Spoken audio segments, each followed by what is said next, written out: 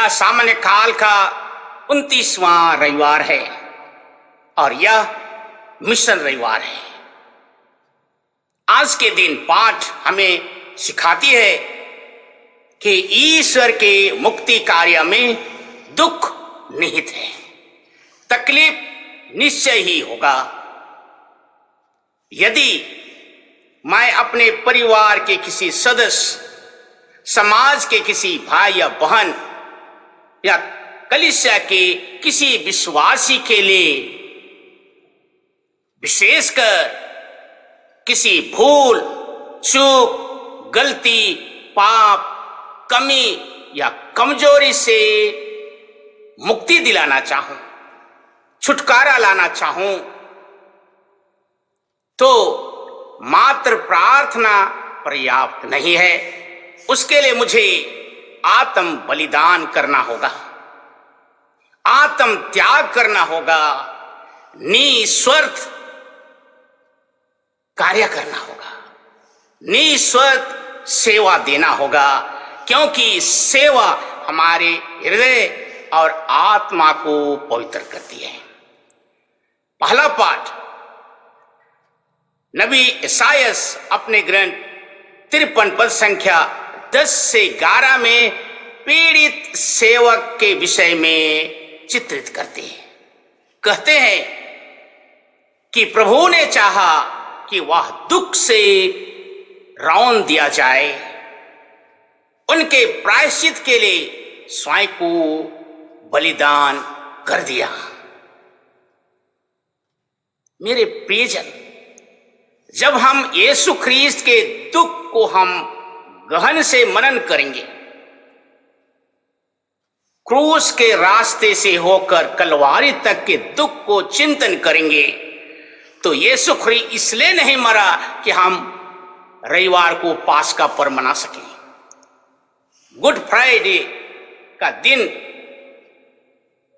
के रूप में हम मना सकें, लेकिन इसलिए उसने क्रूस में आत्म बलिदान दिया, अपना लहू बहाया, जिससे मैं और आप जो कमजोर तबके के लोग हैं, पापी तबके के लोग हैं, अपने पाप से प्रायश्चित कर सकें।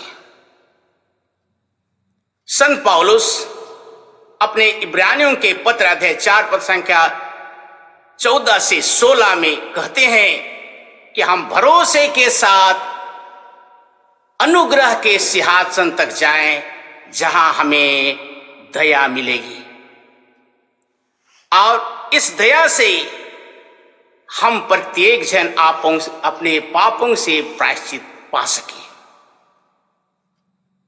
आज मिशन रविवार के दिन संत मार्कुस के सुसमाचार अध्याय 10 पद संख्या 35 से 45 में यीशु ख्रीस्त ने कहा, जो बड़ा होना चाहे वह तुम्हारा सेवक बने, और जो प्रधान होना चाहे वह सबका दास बने। यहां पर यीशु ख्रीस्त ने सच्ची सेवा का मर्म हमें समझाया, क्योंकि सेवा हमारे स्वभाव की वृत्ति है, सेवा हमारे जीवन का आधार है। सेवा वह कार्य है जो व्यक्ति के अंदर की बातों को उजागर करती है कि व्यक्ति भी अंदर से कितना सुखी है, कितना समृद्ध है, कितना संतुष्ट है। सेवा से हम प्रत्येक जन को वह संतुष्टि की अनुभूति होती है जो किसी वस्तु के प्राप्त करने से नहीं होती है। मैं गत सप्ताह समाचार पत्र पर अवलोकन कर रहा था। मैंने स्वर्गीय रतन टाटा महान हस्ती के जीवन को पढ़ रहा था। कहता है कि रतन टाटा पहला एक चीज कि वह अपार धन संग्रह करना चाहता था, कमाना चाहता था, कमाया भी, लेकिन अंत में उन्हें कोई संतुष्टि नहीं मिली।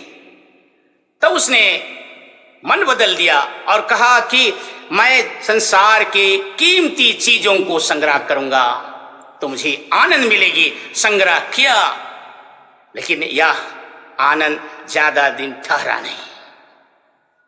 तब उन्होंने सोचा मैं राष्ट्रीय अंतर्राष्ट्रीय स्तर पर बड़े बड़े प्रोजेक्ट लूंगा। उद्योगपति था, लिया भी, लेकिन अंत में वह संतुष्टि ज्यादा दिन नहीं ठहरी। तो एक दिन एक स्वयं सेवक ने आकर कहा, सर आप 200 बच्चों के लिए जो विकलांग है व्हील चेयर दे दीजिए। इस पर रतन टाटा ने कहा मैं दूंगा। तब स्वयं सेवक ने कहा आप आकर अपने हाथ से दीजिए। वह राजी हो गया। दिन आया, एक विशाल हॉल को सजाया गया, सब बच्चे बैठे हैं, इंतजार कर रहे हैं। रतन टाटा आया और प्रत्येक बच्चे को एक एक जन को अपने हाथ से व्हील चेयर दिया। सब बच्चे बैठकर उस हॉल में इतने खुश थे, सचमुच में उसे देखकर रतन टाटा को बहुत खुशी हुई। और ये बच्चे इतने वहां खेल रहे हैं, व्हील चेयर में घूम रहे हैं जैसे ये पिकनिक स्पॉट है। बहुत समय बिताने के बाद रतन टाटा जब जाने लगे, मुख्य दरवाजा के पास पहुंचे, एक बालक ने उसके पैर को जोर से पकड़ लिया। रतन टाटा को लगा कुछ हो रहा है। उसने बालक के हाथ को छुड़ाने की चेष्टा की। जितना चेष्टा किया उसका जकड़न और मजबूत हो गया।